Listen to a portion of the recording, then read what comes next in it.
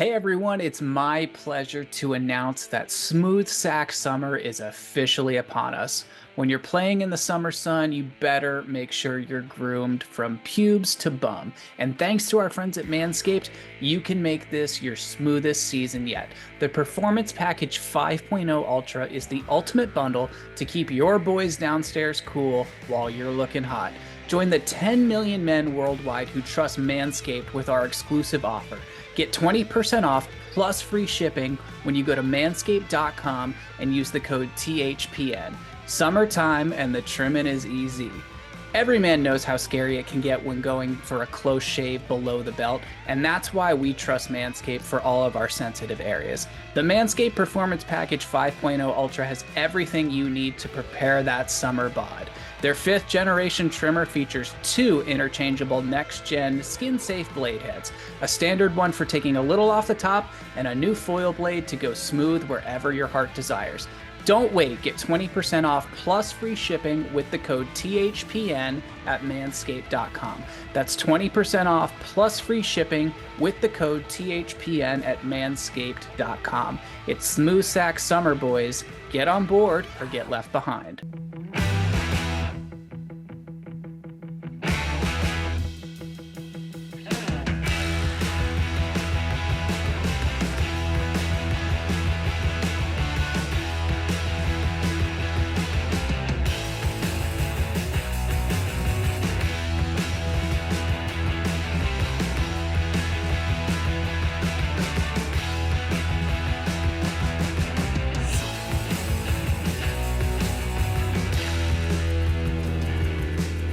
Good morning, everybody, and welcome back to episode 224 of Empty Betters. I'm your host, Harrison Scholes. I'm going to toss it across the screen to my co-host, Nick Manella. What's going on, my friend? What is going on, gentlemen? Who's ready for the 2 best words in all of sports, baby? Game 7. How in the hell did we get here? I think we're going to talk about that very shortly. I am completely blown away. I feel like I've been in shock for like the last couple days, just trying to wrap my head around the fact that this is actually happening or has the actual potential for happening, depending on which way you look at it. But either way, fired up to be with you boys here on this morning recording, which is we haven't done one of these in a while. No, a little Sunday morning, 10 a.m. action. It's lovely. Feeling refreshed from not from a bad night's sleep. We just chatted about that. It's hot as shit over here in Maryland. But I'm going to toss it across the screen to my other co-host, Mac Vogel. What's going on? Good morning. How's it going? It's going great. How you feeling about your cats? I feel pretty okay about it. What was the moon saying to you? I'm just interested. The moon had a lot to say the other night. He's he's down here. He's up there. Right now he's down here. If you don't know what I'm talking about, go to my Twitter.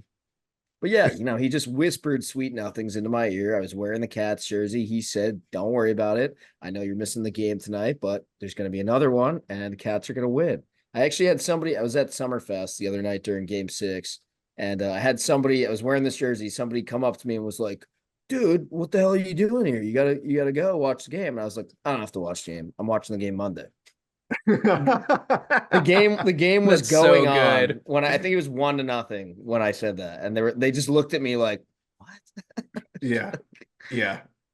This is the first, I believe this is the first Stanley Cup Final Game 7 in the Empty Betters era, because we started Didn't we have the very first one with the Bruins and the Blues? Didn't that go 7? So, okay. I wasn't I think right. You guys might have been, but that was single digit episode days. I wasn't born yet. You guys were. I don't think we did, Nick, because that was in spring and we started in October. Oh, you're right.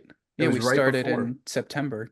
Yeah, so we've never had a Game 7 Stanley Cup Final in the EB era. It's about damn time. Yeah, it's going to be a good one. I'm really excited. I was thinking about this today. Can it please, just for once, not be one of those Game 7s in the Cup Final where it's like a huge blowout and it's like decided or nothing in the first period? Yeah, like that's what we had with the Blues. That's what we had with Vancouver and Boston all those years ago. Like I want what we got with the AHL Cup Final last year. I want a Game 7 overtime goal, which we've never had. Correct? No, we've never had it. That would be unreal. the last good Cup Final Game 7 is the 2009 Penguins, Max Talbot. Little two goal action. It was 2-1 game. It was Yeah, you're good right. game You're until the right. end. Yep. Yeah. And Fleury made that Flurry save. made the save. Yep, I still exactly. can't believe he stopped that puck. I thought Lidstrom had him. Yep.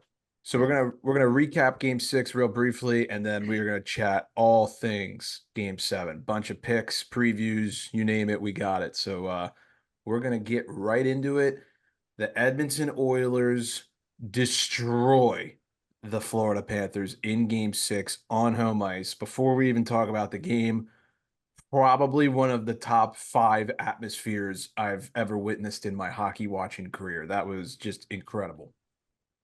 Yeah, that was insane. I think I said this before. That was going to be the best anthem we've ever seen. I stand by that. That was absolutely insane. I mean, I'm as red, white, and blue as they come, but the hairs on my arm were, locked in straight up during that one. That was just an unbelievable atmosphere. Even like 4 hours before the game, I don't know if you guys like saw shots of like downtown Edmonton. Like every business was closed, no one was at work. Like Costco was completely cleaned out, and I'm sure every beer store was just trying to have enough inventory to survive that evening.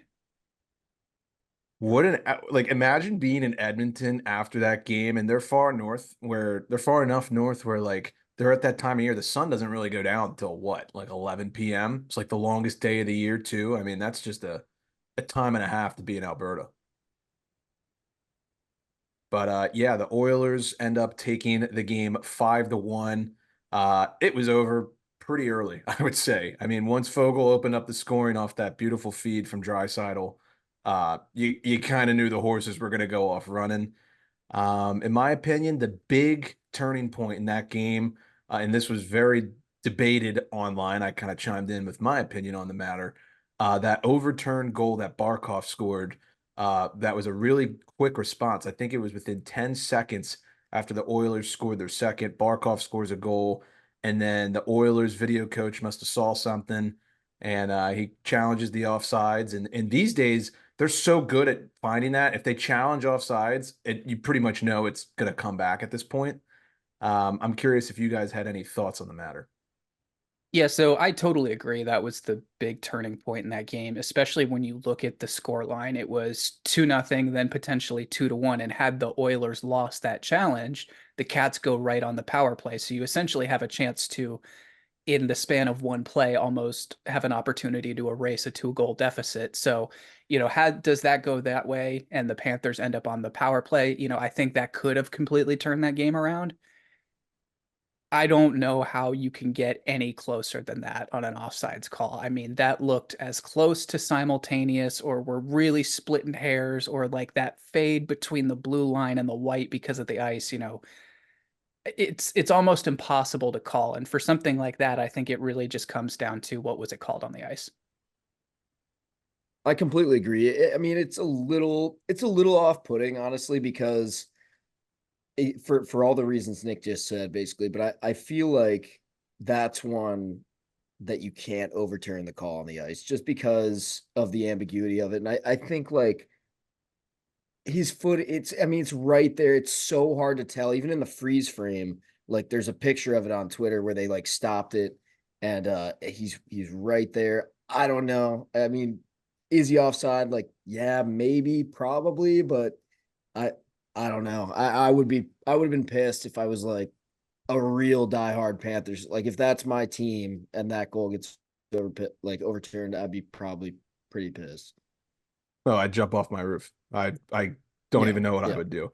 right. Was it offside? Yes, it was. Like it was. I when I saw it, I was like, oh shit, yeah, he's a millimeter offside. But he was. And I chimed in on Twitter and I was like, I don't really know if this is what the intention of video replay was supposed to Yes. be.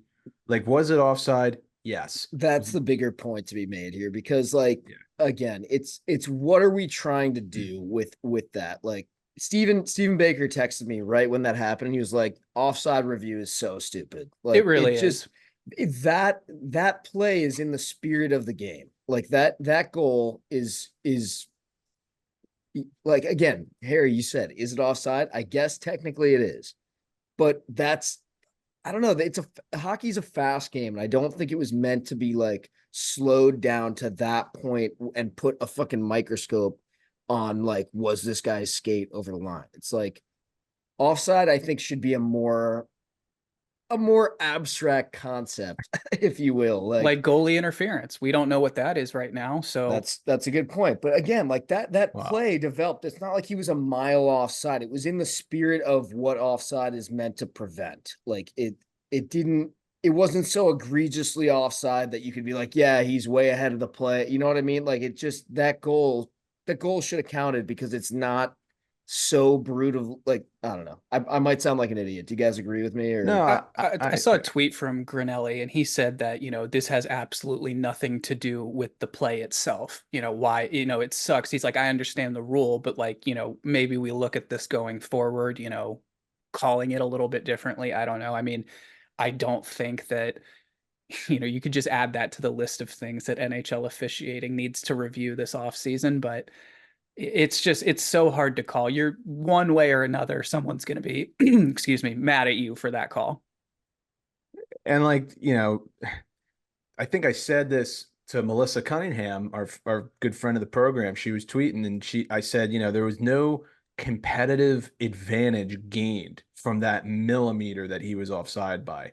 Now but it's like, yes, well said. it's like one of those things like, you can't have your cake and eat it too, right? Okay, this shouldn't be called, but then, the other guy's 5 millimeters offside and it's a little more obvious. Like you start getting that gray area. I will say this. I think that there is a way in the future where if you have a goal that's not scored off the rush, where the zone entry was offsides, you might maybe have a timer like, hey, if he was offsides and 7 or more seconds go by, then like we don't give a fuck because it really doesn't have a bearing on the play. And you got to let the refs ref. I mean, that's the whole purpose of having a But ref. then at that point, are you going back with a stopwatch and saying, okay, there's the zone entry. He's 6.59, Yeah, I or was gonna 99 say, tenths over. It's like, then we're just doing the same thing again. yeah. And I've heard that argument before, excuse me, but I kind of agree with Nick. It's like that doesn't necessarily solve the problem. Here's a question for you guys. Picture this: a zone entry, right? It's offside. Maybe even the video coach like sees it and is like, oh, if they score a goal, I'm going to challenge this.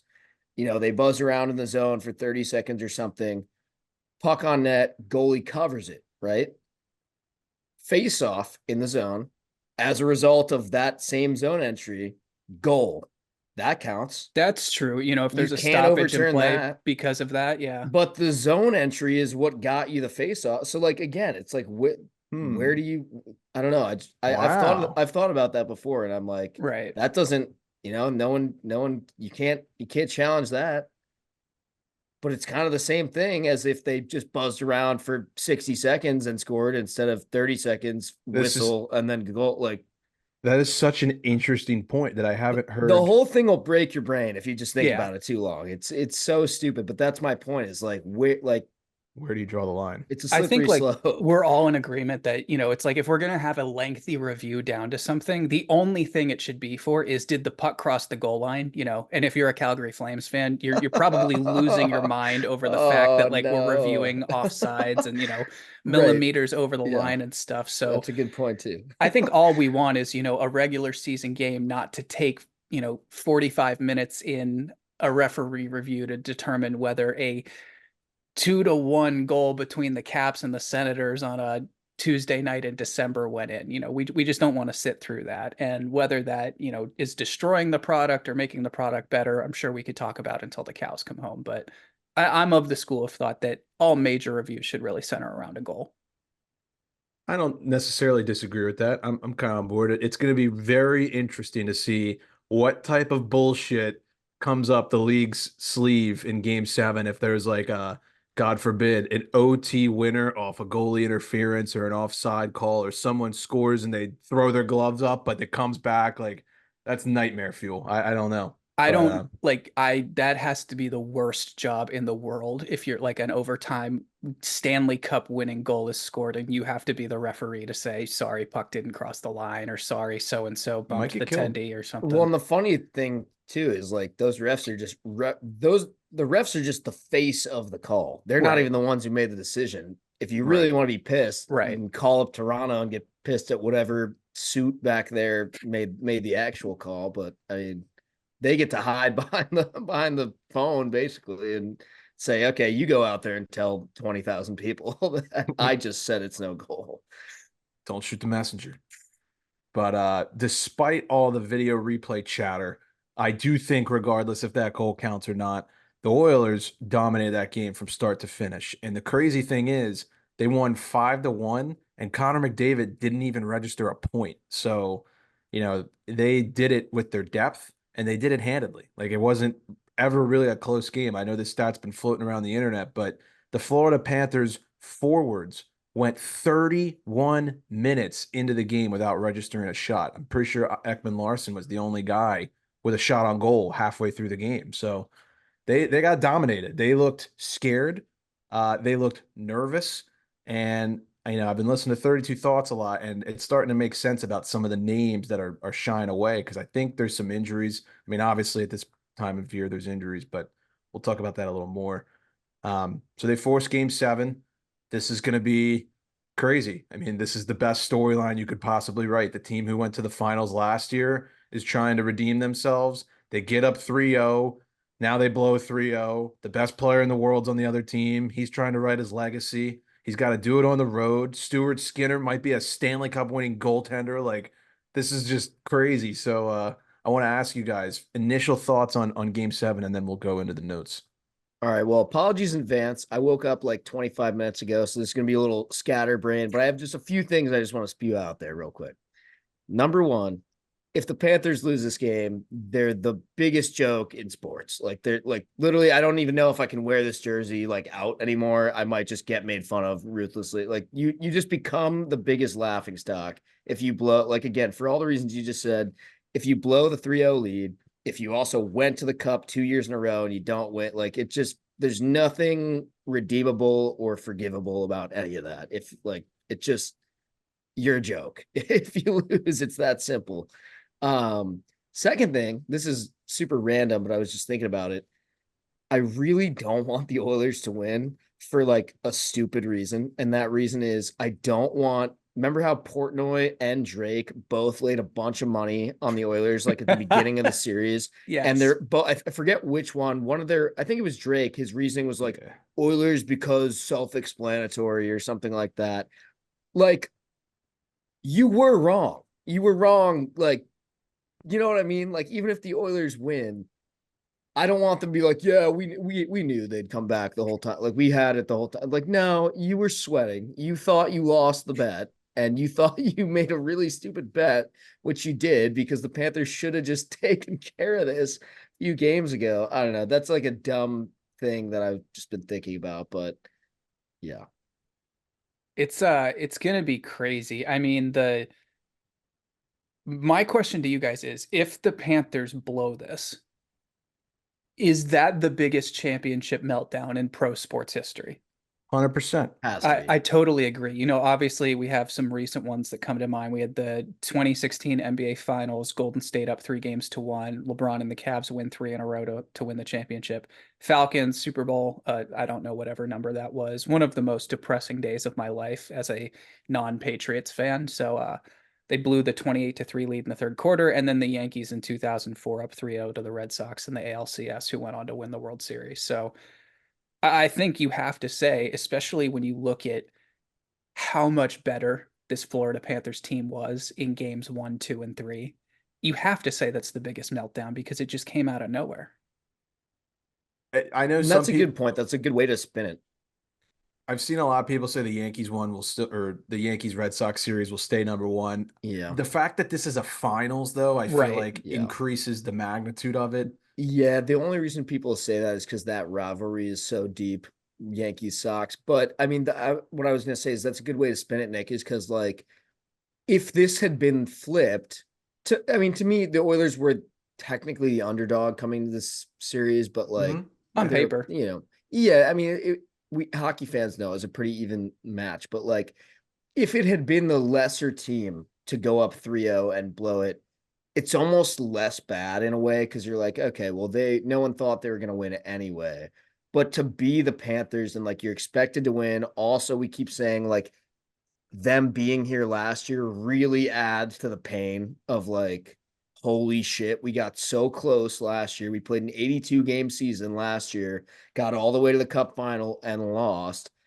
Played another 82 game season, got all the way back, won 3 games, needed to win one more fucking game and didn't do it. Like that is, there's just no way. You cannot convince me that's not In the biggest upset in sports history if that They've happens. had 9 periods of hockey, and in their past like what week and a half, all they had to do was win 3 of them, and they have lost Yeah. all 9. Good way They've to put lost it. all of Yep. them. Yep. Yeah, so Monday will be the 18th Game 7 in Cup Final history, the most recent one. We talked about it a little bit already, the Blues and the Bruins in 2019. A little bit of a fun fact, the last 3 Game 7s in the Cup Final have all been won by the road team. The Blues did it in 19, the Bruins did it in 11, and the Penguins did it in 09. So if that stat continues, you will see Mr. Connor McDavid hoisting the Stanley Cup on Monday night. The last team to win the Stanley Cup after being down 0-3 was the 1942 Toronto Maple Leafs. That's It's weird. brain melting. Yeah. Yeah. I was talking to my dad about that last night. I was like, again, I mean, I think we've said this on like 5 episodes in a row, but it's the Tungsten Armo Doyle team. Like it's Yeah. literally Wayne the Torpedo Davies or whatever the fuck. We need to make t-shirts with these names on the back. Oh yeah, that's happening.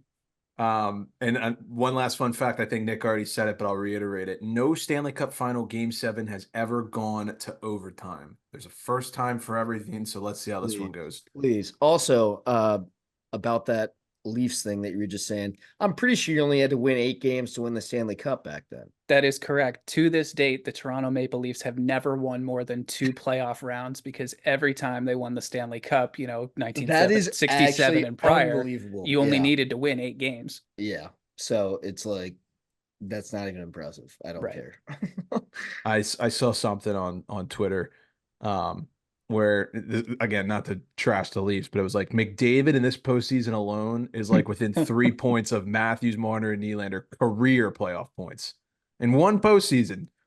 Do you know how many Stanley Cups the Washington Capitals would have if you only had to win 8 games to win the Stanley Cup? Oh, that's right. Still only 2 because we lost in the second round every year. Thank Right. you.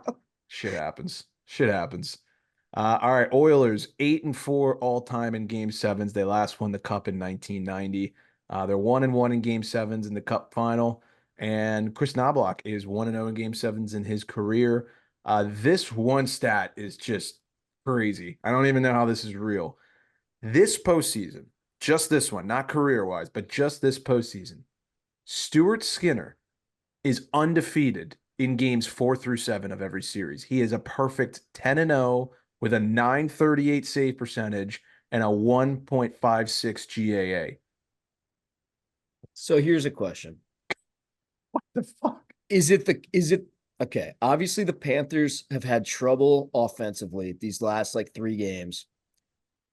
What's the secret sauce? Is it Knobloch like getting the matchups he wants? Is it literally just Skinner standing on his head? Is it like the D for the Oilers, or is it like the own fault of the Panthers just like not having enough offense? Like what, Yes. or some combo of all of it maybe, but like what do you Yes, think all is of the the X above. factor? Like what is the biggest factor out of those?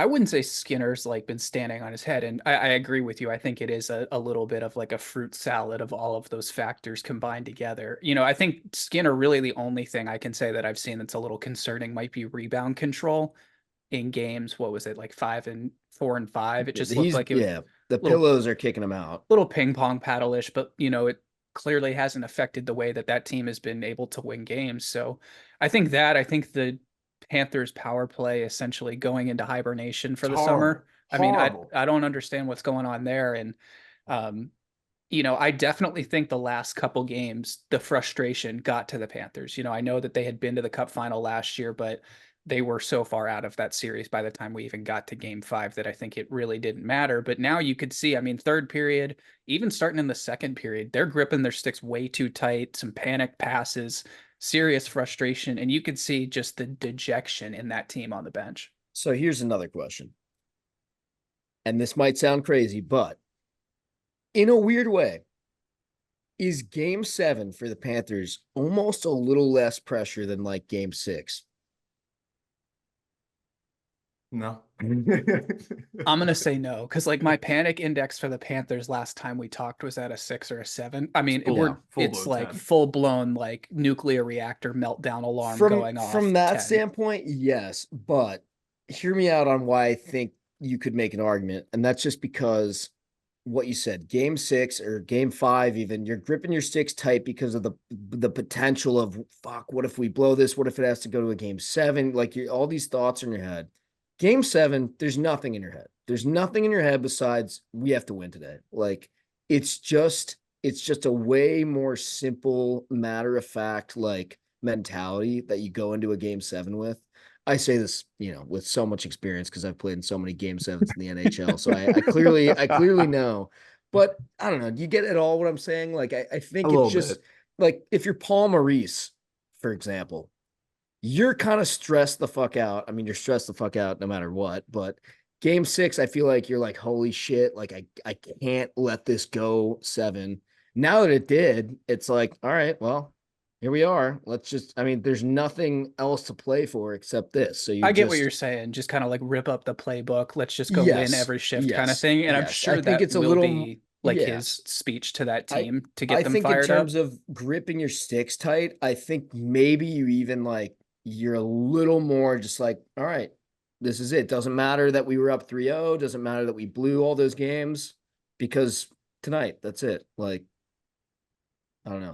This is going to sound weird. This is kind of like a sports psychology thing. And again, I am in no way a sports psychologist at all. But for the Oilers, this is the first game that they're playing where it's like, oh, we could win the cup today. Like that like mentally, That's true. That's a it's like, great oh, point. we're playing to win something instead of Yep. not get eliminated. Like that Yes. kind of, I Great don't point. know. I think a little bit of that seeps in. Maybe they're a little more Well, nervous. and like the cup has been in the building since the Since Panthers game won one. game. Well, apparently since game. Yeah. But you get the euphemism that they, it's in the building ever since the Panthers won game 3, and so game 4 technically the Oilers are playing every game since game 4, knowing it's here, it's in the building, it's getting handed out if we don't fucking do something. And so to Harry's point, I think now, what does that do to your mentality as an Oilers player if you're like, holy shit, it's in the building and we could win it? Like, I Yeah. mean, It's a little different. yeah. It's a little different. And here's one more question along the same lines. Everyone's talking about the storyline. Oh, if the Panthers blow it, oh, if the Panthers blow it. Let's talk about this for a second. If the Panthers just end up winning this game, what's the mentality from Oilers fans? Is it holy shit, like we just blew it because we came all the way out, like back and couldn't close the deal? Or is it holy shit, good for them? They fought hard. We were down 3-0. We weren't supposed to win this. We fought, like we'll be back. I mean, I know the Canadian fan mentality. I know what they're going to say. Right. But what do you guys think? Oof, that's a great question.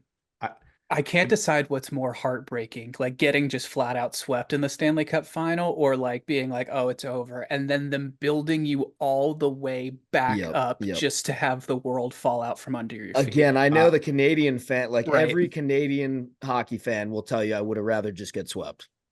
See, I always side on the I side with like you put your effort in and you made it a good run. Like we would make fun of the Oilers, Skinner, McDavid if they just got clean swept. This built a little bit of respect for the Oilers, in my opinion, and I think that's worth it. If you do lose, that's worth the heartbreak. And it's probably worth all the fucking fun you guys have had in Alberta for the last week, because I'm sure it's been a time and a half. That's a great point. I think, it also showed that, because everyone had started to get on McDavid and the Oilers about, oh, they can't win. They can't get past X, Y, and Z round. They'd only been to the conference finals once. It's like now he got his first Stanley Cup final experience, win or lose. I think after the initial meltdown, if they do lose this, game 7 is over, fans will be like, you know what, for losing to the San Jose Sharks, who were dead last in the NHL in October, and then getting Knobloch to come in and him proving that he is essentially a good enough head coach in the NHL to make adjustments against a Paul Maurice coach team and against probably the best team on paper all season. I don't think you can, disregard any of that. I know it sucks because you come away empty handed and you played all those games, but it's still super impressive. But I don't think that'll be the initial reaction, in my opinion. Last thing I'll say about the Oilers, and we'll move on to the Panthers. You're watching the greatest penalty kill of all time. Truthfully. I mean, we talked about Skinner, and Mac was saying, like, is it him? Is it the Panthers? To me, 5-on-5 goals in the regular season are hard enough to come by. They're double as hard to come by in the playoffs. That penalty kill, I mean, granted, the Panthers look like they're band of Baltimore Stars right now, but I mean, the Edmonton Oilers penalty kill is unbelievable, and it's truly the number one reason why I think they're where they are right now. They've played their asses off. I have nothing but respect for those guys. And I think a huge portion of that is legs. I mean, look at the speed that team has. It's not just McDavid. It's guys like Holloway and Fogle. I mean, those guys have absolute wheels, and their ability Loud. to just get all over and get up in the face of the Florida Panthers guys, I think you really can't understate at this point in the series. And let's not forget, I mean, the Panthers, we just said it, but let's not forget what it does to a team to play all the way to the Stanley Cup final last year, deep into June, not as deep as this year, but you're all these other teams. I mean, when did the Oilers get eliminated last year? Second round or something like that? Think so. Third, maybe. But either way, like second. It's less hockey than the Panthers have played in the last 365 days. I don't know how much that comes into play. I mean, I think like you find that other level if you're here again, but it's something to think about. So we move on to the Panthers. One big stat that I think a lot of people will read into, maybe a little too much, but we'll see. Panthers head coach Paul Maurice 4-0 in game 7s. Not bad. That's a good little back pocket trick to pull out here on Monday night. Here's what I'm going to say about the Panthers. They're very clearly injured. It's extremely apparent to me, much more than the Oilers. And I kind of had my suspicions. And, I'm not dialed into league insiders. I'm not going to pretend like I am. But, like, you listen to 32 Thoughts and some of the things that Free is saying. Brandon Montour looks bad. And he is the best offensive defenseman they have. And you could argue that might be the most pivotal role that you need to step up if you're going to win the Stanley Cup. Like, look at what Bouchard's done this postseason, and look where they are. Montour looks like a shell of himself. And Verhaeghe does not look good either. I mean, those two guys are the two where I'm like, what is going on? They're dead quiet, and they haven't done anything in the last 4 games. Yeah, you almost are just kind of like waiting for it to happen. You're like, where's that, Carter Verhaeghe insanely clutch goal that just comes out of nowhere that he, wins a net front battle or something. Or, on the power play, Harry, like you mentioned with Montour, you're just like, it's got to come from somewhere. It came from him a lot last year on their cup run. I don't know what's going on. Like you said, we're not in those locker rooms. We don't know who's hurt. And it's the NHL. No one's going to know until Tuesday who's actually hurt. So, yeah, I think, at this point, everyone's hurt. We're into like almost the 3rd week in June. I think everyone's hurt. So let's we've discussed a lot. We know the storylines, right? McDavid, Cup, Panthers choke, or they win it and they redeem themselves. Paul Maurice finally gets his cup, or if he doesn't, he's still going to be top 5 winning all time without a cup. And I can't wrap my head around how much Hawk Tua action that we're gonna get on McDavid and the Oilers if they pull this off. It's gonna be crazy. Not the Hawk Tua. That is the greatest meme ever. Yeah, it's all over my timeline, so I had to pull that one out. Let's get the game scripts. Let's get predictions. Let's get picks. Let's really dissect like, hey, this is what's gonna happen in this game. don't hold back. Go with your gut. Nothing ever goes wrong when you do that, right? So, Mac, I'll let you tee it off. Prediction. I gotta stay strong. Meow meow. Actually, before we get those predictions, I think Nick has a word from Kane Footwear. Sorry, I forgot that. I do. It's okay. It's early, fellas. So, this episode is brought to you by Kane Footwear, the ultimate choice for hockey players both on and off the ice. After a tough game, your feet deserve some TLC, and that's where Kane Footwear comes in. Their shoes are designed to provide the perfect balance of comfort and support, helping you recover faster and get back to the game you love. So, whether you're hitting the rink or the outdoors, make sure you're wearing Kane Footwear. Visit the Kane Footwear link in our bio today to find your perfect pair. Kane Footwear, the official recovery shoe of empty betters. Probably should send some to the boys. Cats, Oilers, they probably need them right now. Bought Mac a little time with that ad read so he can digest mentally. Let's hear it, Mac. So the Panthers are winning this hockey game and they're winning the Stanley Cup. And the way they're going to do that is by not letting in 5 goals like they continue to do. I really like everyone's talking about the Panthers offense, but to me, I think it's they need to get back to that like game one thing where they're the ones like frustrating the Oilers defensively and between the pipes, like Bob making crazy saves, defense just shutting shit down. They need to be the team that's like dictating play. Obviously, you want to score first and guide the game that way. But I really think it's more of a like Stuart Skinner, Bobrovsky. We know who the better guy on paper is. Oilers decor, Panthers decor. We know which one's better on paper, but you got to throw away the paper for game 7 and prove it. And so I think it's going to come down to uh, the Panthers being able to get back to being that better defensive team, shutting shit down. We know they can score a couple of goals. We know the Panthers can score 2 or 3 goals against the Oilers. I don't know if they can score 5 or 6 against them. So don't put yourself in that situation. Shut shit down. I think they get it done. I like that. Nick, what do you think your script is? Edmonton wins the Stanley Cup. This game is going to overtime. Oh, And do you know how I know this? how do you know this? Who's going to score the overtime winner? It's McDavid, right? This is his moment. You put this guy, one player, in a position where he can just go, yeah, fuck you. I'm going to weave through, all 5 of your skaters and then completely undress your goaltender.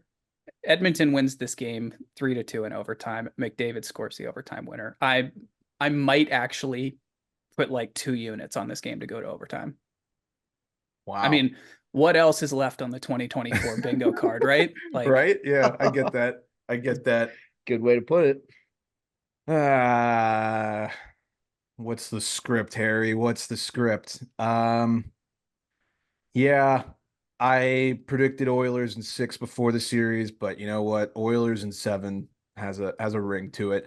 I'm not necessarily rooting for this, by the way, because I'm an insecure Crosby fan, and I already know what this is going to do to the all-time rankings and legacy talk and Hop on the Cats bandwagon, baby. Let's go. who's the GOAT. But we're witnessing like the hockey version of like Patrick Mahomes like coming on scene. Like, oh, Brady, like, you could probably say like Crosby or Gretzky, whoever you want to pick. Gretzky, yeah, like slow your roll. Unless he Well, loses, and then it's Canadian team lost again. Next. modern day, like Joe Montana, I would, you know what I'm saying? Yeah. Kind of like, but like this is the next guy, and I can't see him losing one game. If there's one guy that you want right now to win one game, that's the guy you want. I'm not picking against that. I think the Oilers win 3-1. I think it's a 3-1 game. Who deserves it more? Not that that has anything to do with it, but who deserves it more? Which team? I mean, I think right now you have to say Edmonton. I think Edmonton's but let's not just talk about the team right now, but the franchise. That's what I'm saying. Like, which franchise is more? I mean, Edmonton. I see what you're doing here. Edmonton came into the NHL in 1979 and has 5 Stanley Cups. Florida came in 1993 and has none. Like, championships are earned; they're not deserved. I know. Deserve ain't got nothing to do with it, but let's play a little rapid fire here. We're gonna keep it quick, little 1-sentence answers. And then we'll do a tiny bit of gambling preview and get you all out of here. Nick, The Panthers will win if The power play wakes the fuck up. Mac. Panthers will win if Bob shuts it down, and so does the decor. That's a good one. I second that. The Panthers will win if they allow 2 or fewer goals in this game. That's it. That's a good one too. Okay. The Oilers will win if Nick started off. They just keep doing what they're doing. Winning. Yeah, I mean, look at, not only have they like outscored the Panthers, they've outplayed them. Mac. Oilers win if and only if Leon Draisaitl has a good game. Ooh. The Oilers will win if they score on the power play. Okay. They get 1 power play goal. Doesn't matter what else happens. I believe they win. Let's get a game. Let's get an anytime goal scorer. Actually, before we do, let's send it off to our friends over at DraftKings, and then we'll get right back to this. Hey everybody, it's Harry here. Got a word from our sponsor over at DraftKings. We are this close to crowning the Stanley Cup champion, and with the action heating up on the ice, it's even hotter at DraftKings Sportsbook, an official sports betting partner of the NHL. New to DraftKings, listen up. New customers can get a no-sweat bet up to $1,500. Just deposit at least $5 and you'll get a bonus bet back equal to your first bet if it doesn't hit. Download the DraftKings Sportsbook app now and use code THPN. That's code THPN for new customers to get a no-sweat bet up to $1,500 if your first bet doesn't hit. Only on DraftKings, the crown is yours. Gambling problem? Call 1-800-GAMBLER, or in West Virginia, visit www.1800gambler.net. In New York, call 8778-HOPE-NY or text HOPE-NY 467-369. In Connecticut, help is available for problem gambling. Call 888-789-7777 or visit ccpg.org. Please play responsibly. On behalf of Boot Hill Casino and Resort in Kansas, 21 plus age varies by jurisdiction. Void in Ontario. 1 no sweat bet per new customer issued as 1 bonus bet based on amount of initial losing bet. Bonus bets expire 168 hours after issuance. See dkng.co/ice for eligibility, wagering and deposit restrictions, terms, and responsible gaming resources. Copyright NHL 2024, all rights reserved. All right, let's hear an anytime goal scorer. Nick, lead it off. McDavid. I said he was going to get the OT winner. I'm sticking with that. Mac. Matthew motherfucking Tkachuk. That's one guy who really needs it. These game sevens are weird, man. You always think it's the star player, and then it's always the depth guys. I'm riding a hot hand. I'm going Warren Fogle. I think Warren Fogle gets one. Started off last game. I think he gets another one. Conn Smythe winner, Nick. I don't even think I really need to ask you. It's a no-brainer. Honestly, I think even if the Panthers win, there's a chance still. So that's what I'm interested to hear Mac's answer. I was actually going to say the same thing. We may have reached the territory where there's no way for McDavid to not get it. Yeah, it's 97. There's no debate. Like, again, regardless of who wins the cup, I really think he's probably getting it either way at this point. I mean, if let's say the Panthers do, I was going to say, like, what's it going to take? Unless Bob has like a fucking like 45 save shutout or something like that, or I guess still if Barkov or Tkachuk had like a Hattie and the third one's the game winner. So I really think it would take like a hat trick by one of those guys or a crazy like 40 plus save shutout from Bob. I don't see a world where Matthew Tkachuk wins the Conn Smythe. I think we're just too much of a goal scoring and points and offensive numbers league. And when you look at the fact that, he went like 14 playoff games without scoring a goal, I think that's just something that's going to fall off in terms of votes there. Yes, but I also think it's important to note that Game 7 in the Cup Final, in a weird way, none of the other games you've played this postseason are factoring in nearly as much anymore. Like this game weighs so much. That's true. In the hands of the voters that it's like, if Warren Fogle scores a hat trick and like If the I mean, Oilers win, it's 97. I mean, Yeah. yes, but you get my point. Like some nobody could be the guy, and they might give it to him because you just won the Stanley Cup for your team. So how are you not the MVP? Like Right. the most valuable player is who got you the trophy, and That's like true. comes down to Game 7. So In my opinion, if McDavid doesn't win it, there's only one other person that I think can win it, and it would be Bobrovsky. But I know we said he but played his again, way. you'd have to It would it have would to do have to something be crazy. especially after the last 3 games, it would have to be him flipping a coin, say, no, I'm putting my foot down, 45 save shutout, fuck you, we win. Like it'd have to be like that. So that ties in extremely nicely into my next question because this is one that I'm really interested in, and there's a gambling law out there that game sevens are always unders. This has gotten crazy. So I locked in the under yesterday on Saturday, under 5.5 at minus 135 because I just feel like game sevens always go under. Under 5.5 is now up to minus 160. Damn. I'm wondering if we get a flat 5 at some point. I don't know, but what do you guys think? I mean, I can't remember the score predictions you guys gave. I gave a 3-1, so that would indicate an under. I think I said 3-2.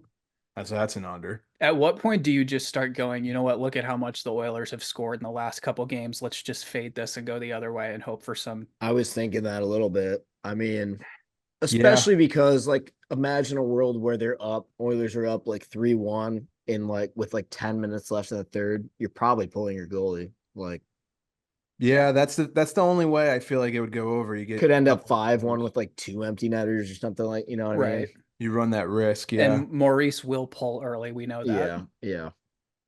I'm looking at first period because we all know we love a good sweat. First period over under is at 1.5. That under is at minus 160. So people are expecting a low Right. scoring first. Yeah.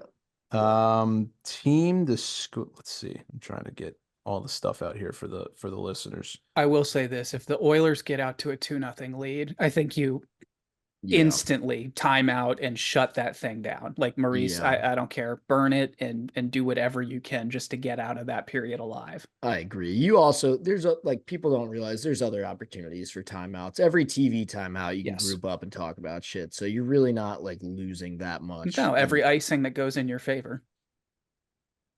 All right.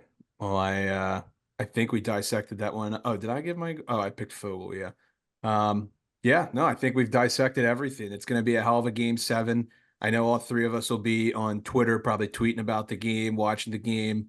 It should be a lot of fun. Maybe we'll even get weird and do a little EB spaces afterwards beforehand. That could be fun. Yeah. I like space. That could be a little bit of I was just talking to the moon yesterday. Exactly. Good guy, made out of cheese. He was inflatable, actually, but before we head out, Mac, I don't know if there is trivia on June 23rd for the NHL. There isn't to this day, but I have a different one. All right, let's hear it. So I went with the same thing we did last week. If you were listening last week, I asked these boys for the other left winger that has won the Conn Smythe. I also asked them to rank the positions that have won the Conn Smythe most frequently to least frequently. And if you guys remember, right wing was the second least common position to win the Conn Smythe. And there were 1, 2, 3, 4, 5, 6, 7, 8 right wingers ever to win the Conn Smythe. Let's go. All 8? Sure. Jesus Christ. Right. I'll tell you what, I'll give you the earliest one because I have no idea who this guy is. Sure. Ivan Kornoyer. Ivan Kornoyer or whatever. I think the Roadrunner was his nickname. I don't know how to pronounce it in French. I'm sorry. Yeah. I'm not sure. I'm sorry, Habs fans. I'm not. I wasn't a hockey fan in 1973. I don't think you were a thing in 1973. I don't think you were a thought in 1973. Okay, next one. We'll go chronologically because they'll get easier as we go. Next one is 1975-76. So that would be Bobby Clark. Or you got the right team. Yep. Reggie Leach. That's it. Yep. Okay. Okay, next one is the very next year, 76-77.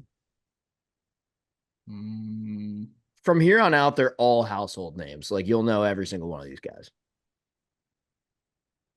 I know one of them, but it's not this year. I think I know one of them at least. Jean Belleville for this year. Nope, but it's a Hab. Yeah, I was playing my odds there. Lafleur. Yep. All right, Nice, now we're Nick. gonna move into 1981-82. You know who won? Yes. Yeah, is that Bossy? Let's Sure go. is. Yep. Nice. All right. Okay. See, this is easier than you thought. Now bit. we're gonna fast forward a lot. 94-95 until the next right winger won it. Good year. Who won it that year? 95, Nick? That was the year before the Avs beat the That Panthers. was a 94-95. Was that so?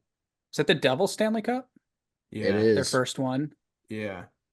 Who Right won winger the on the Conn Devils. Smythe from the Devils that didn't have the last name Brodeur? Yeah, right. Um, And he's a right winger. Was it kind of want to say like Jason Arnott or something, but he didn't do it. Nah, Nick, you get to go. this is like household name or Devils household name. It's household name. I don't think about the Devils when I think about this guy. I think he was there I think he was there 4 or 5 years, but I don't associate him with that team. It's not like Bobby Holik, is it? No. Okay. Oh, I feel like 32 Thoughts talked about this. Again, my timeline might be off. Danico? No. I No. think Kenny was a defenseman. Yeah, sorry. I'm doing it. Uh, Don't think of Devils. Jamie Langenbrunner was still on the Stars at this point, so it wasn't him. You don't think about this guy as a Devil. Oh, Claude Lemieux. That's the one. There you go. Nice. There you go. Would you Nick. agree? Like, not really Yeah. Devils come to No, mind. I think Yeah. about Claude Lemieux for one thing and one thing Yeah, only, and we that's- all know what that is. So Yeah. All right, now we got to go all the way to 2012, 2013. These last three should be Wow. easier for you Okay. guys.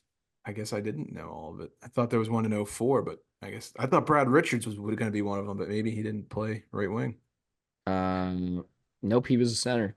Okay. So 2012, 2013. Well, this one's pretty, I feel like this is pretty self-explanatory. Patty Kane. Correct. Now the very next year, 13, 14.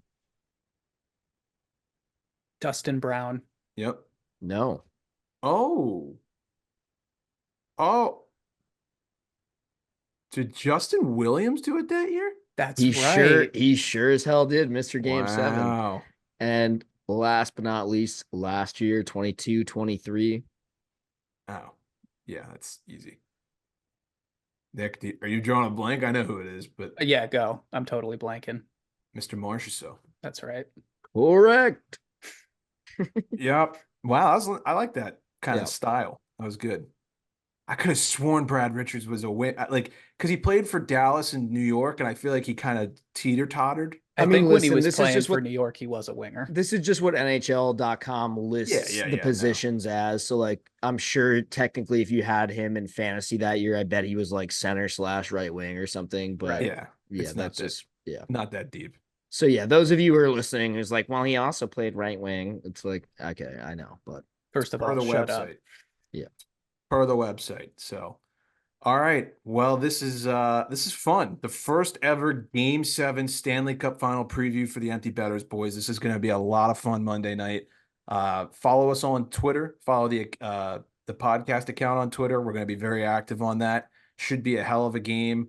We're going to figure out if McDavid gets his first cup or if the Panthers are the biggest choke artists of all time. If Paul Maurice can finally get his cup, it's going to be a dandy. And I can't wait for Sean McDonough to call the game. It's going to be great. It's going to be a lot of emotion. Is that Very who well the called. broadcast is? they really should just like call Doc and be like, please.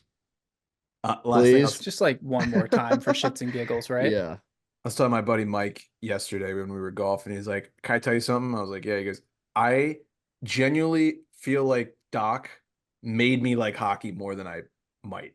And I was like, "Yeah, Yeah. that's totally normal because it's electric when you hear back what we had." And Someone did a reel comparing it's like Doc calling a goal in a first round series to like Sean McDonough or someone calling it in like the conference finals or the Stanley Cup final. And it's just a night and day difference to me. I mean, the energy, the delivery. I mean, I know it's massive shoes to fill and no one's ever going to be as good as him, but it's just like, oh man, I fucking miss that guy. Yeah.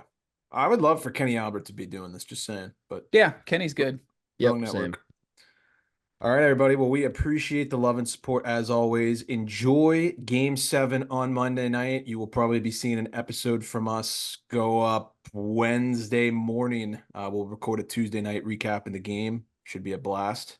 And with that, oh, Mac, you got one more thing or no? Meow, meow.